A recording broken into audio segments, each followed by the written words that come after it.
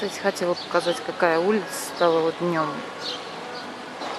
Все в гирляндах, потому что сегодня уже 4-й день Рамадана.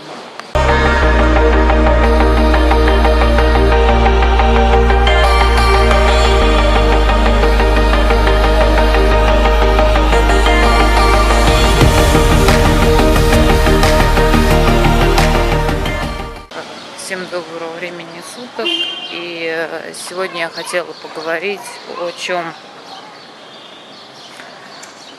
Сегодня я хотела поговорить о главном принципе египтян.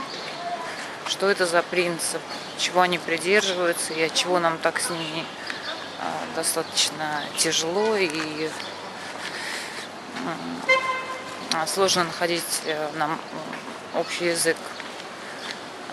Самое главное вот этот принцип, и из-за этого, как правило, происходит много проблем. И этот принцип, я просто вам расскажу одну историю, которая произошла со мной, вот когда мы только с Дыни приехали. И вот эта история произошла со мной. Мы приехали с Дыней, когда мы приехали в Египет.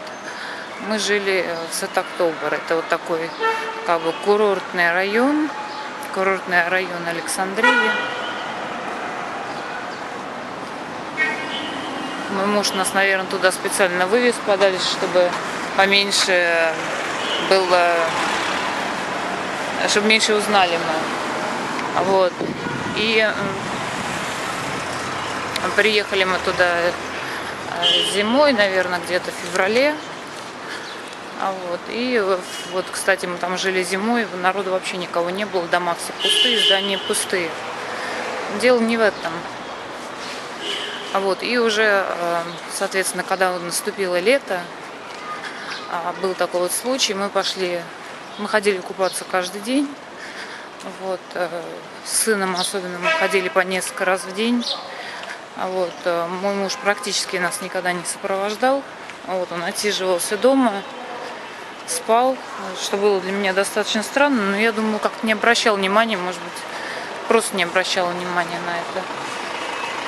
И в один из дней, когда он пошел с нами все-таки на пляж, в этом районе, был такой случай, что вдалеке от нас, достаточно на далеком расстоянии, я увидела, что кто-то тонет, то есть кто-то уже утонул, видимо, человека вытащили на берег, собрались какие-то женщины в черных платьях, и когда, то есть там вытащили, я видела, что вытащили кого-то на берег, когда я увидела эту всю ситуацию, ему говорят, скорее пошли быстрее туда, там надо помочь, может быть, там сделать искусственное дыхание, там как-то помочь людям. И мой муж очень грубо меня остановил, он говорит, не лезь в то, что тебя не касается. Я говорю, как так не лезть в то, что меня не касается? Я говорю, там человек умер, он уже захлебнулся. Он говорит, ты видишь, там много народу, там с ним его семья, там его близкие, не лезь в это.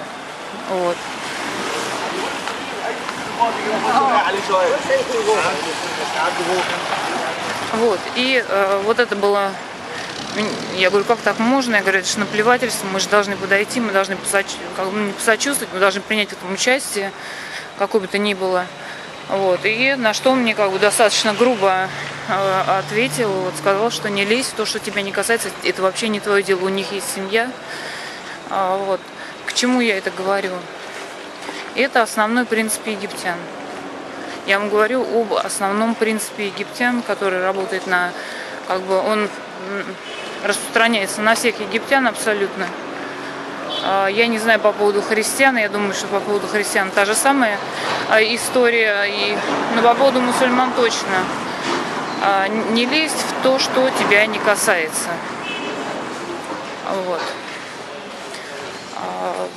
С чем это связано? Связано это с тем, что, мне так кажется, это связано именно с исламом.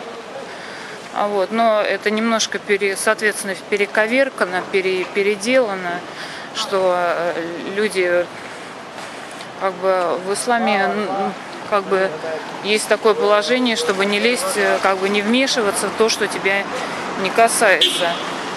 Вот. А здесь это применимо просто буквально ко всем слоям жизни, ко всем, к жизни вообще. То есть люди не лезут в то, что их не касается. Если там сосед какой-то бьет свою жену, или там вообще что-то происходит, вопли, крики, кто-то избивает детей, в это вообще никто не вмешивается. Вот. В семейные дела особенно никто не вмешивается. Вот. В уличные, на улице вмешиваются, если кого-то обокрали. Тоже я так думаю, что это связано с исламом. Вот. Если кто-то кого-то там, если кто-то что-то утырил, там за ним бежит целая толпа народа. Вот, его ловят и избивают до полусмерти, вот, вызывают полицию, все остальное. Вот. А вот в плане житейском, то люди, как правило, знают все друг про друга, но никто ни во что не вмешивается. То есть люди все знают друг про друга, но никто ни во что не вмешивается. Вот, то есть мотивирует это тем, что не лезь в то, что тебя, как говорится, не касается. Вот, связано это с тем, что, опять же, сказала, что семья это связано это с исламом, потому что в исламе семья это закрытая вообще ячейка, куда никто не имеет доступа. По исламу запрещается вообще рассказывать, что у тебя происходит в семье, что у жены происходит с супругом, то есть жена, как правило, то есть не имеет права рассказывать, что у нее с мужем происходит, какие-то проблемы, то есть все это должно оставаться внутри семьи. А что еще хотела сказать? Хотела еще сказать по поводу, по поводу понятия, следующая вещь, которая как бы присуща нам и многим людям из постсоветского пространства. Вот. Это доброта, отзывчивость. Отдам последнюю рубаху. Вот, сейчас посмотрю, камера снимает или нет. Снимает. Вот это вот доброта наша, там, отзывчивость по отношению к людям и, как говорится, как сказать, самопожертвование такое определенное. Вот. Хочу опять сказать, что это не присуще абсолютно мусульманским странам. А вот такие вещи, как доброта, щедрость, самопожертвование определенное, отдать последнюю рубаху. С чем это связано? Связано, опять же, с тем, что в странах все-таки основной закон это именно исламские законы. Вот. Семейный кодекс у них все-таки исламский. Больше 90% населения, соответственно, мусульмане. Вот. И почему именно доброта, отзывчивость, самопожертвование определенное, отсутствует. То есть связано это с тем, что, предположим, в других странах, не мусульманских странах, дети все практически растут на сказках, каких-то добрых историях, на каких-то, на понятии доброта. Вот как бы в сказках добро побеждает зло, нужно делать добро. То есть всегда есть какая-то мораль или у иной сказки. Вот. Фильмы различные, соответственно, всегда тоже призывают к добру. Вот. То есть это происходит с детства.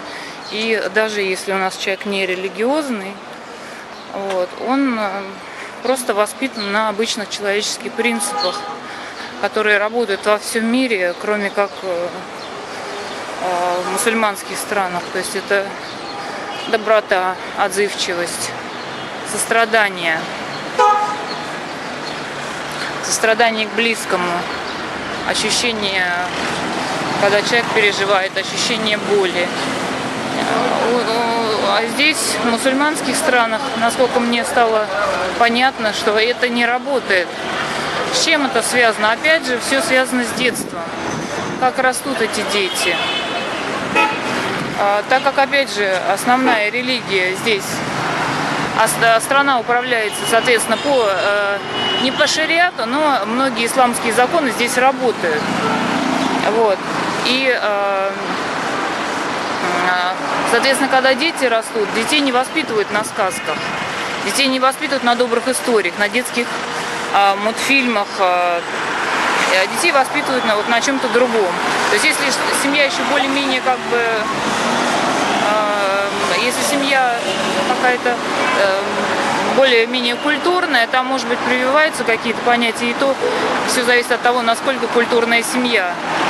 Вот. Если семья бескультурная, то не прививается ничего, ни сострадания. И если вы знаете, что здесь детей вообще просто из детей выбивают всю человечность и какое-то сострадание еще с самого детского возраста. Вот. И поэтому понятия сострадания, доброты, человечности нету, и оно может быть только если человек религиозный. Но опять же, если человек религиозный, это воспринимается в определенном формате. Вот, ну все, я все освободилась, и в заключение я хочу сказать, что доброта, самопожертвование,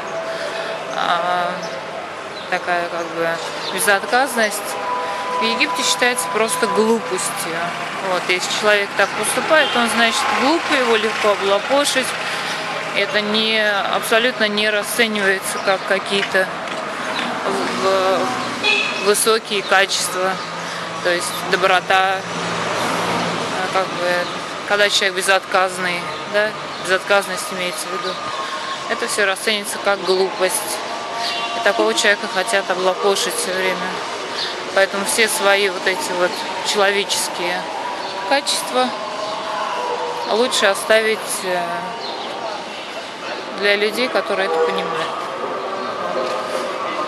И не растрачивать себя и свои средства, и моральные свои силы на каких-то, на тех, кто этого не оценит и не поймет. Вот такое мое заключение.